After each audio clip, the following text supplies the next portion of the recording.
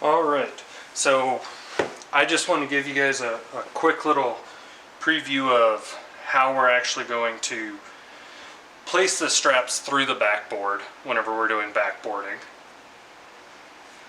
So we have our normal strap. We always want to be gentle whenever we unroll it. We don't want to ever just fling it out and drop the buckle on our patient. Right here by the arm, we want the armpit to just be barely above the bottom side of that hole.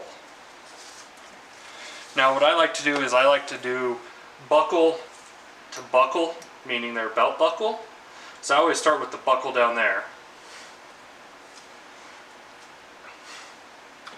And then, since we're missing half of our mannequin, we're going to improvise on this.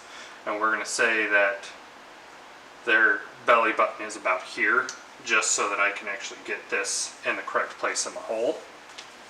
Again, this is just because we only have a half mannequin here at my house. So I'm going to feed down through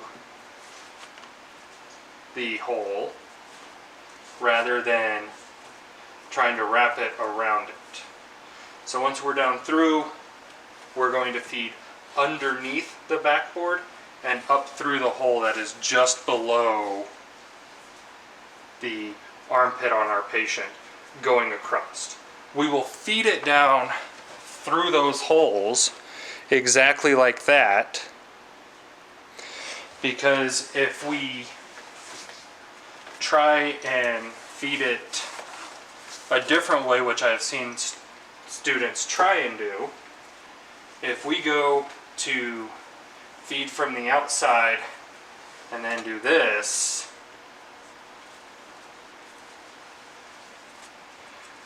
we can start to create a bind in that strap, and then it's not going to allow us to tighten the strap up as much as what we would ideally want.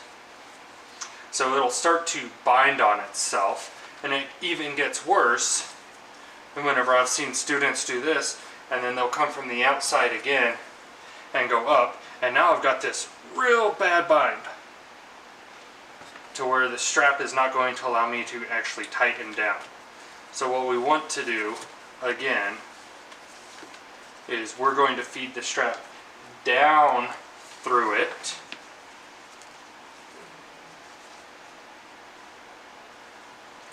We will run underneath the backboard and then back up and through the other hole. So we're going down, underneath, and back up. We always want to make sure that we're on opposite ends of the hole, because if we were to try and feed this down here and we tighten it up there, if that patient shifts and this slides, now we're not tight. So we want to make sure that we're on opposite ends of these holes. And I'll scoot this guy over so you can see what I mean. Right, so we're on the most proximal hole to the head of the headboard, and the distal towards the distal end. So we want to make sure that we have these lined up like this so that we're coming up and going through. If you guys have any questions, don't hesitate to ask your instructor. Otherwise, enjoy backboarding.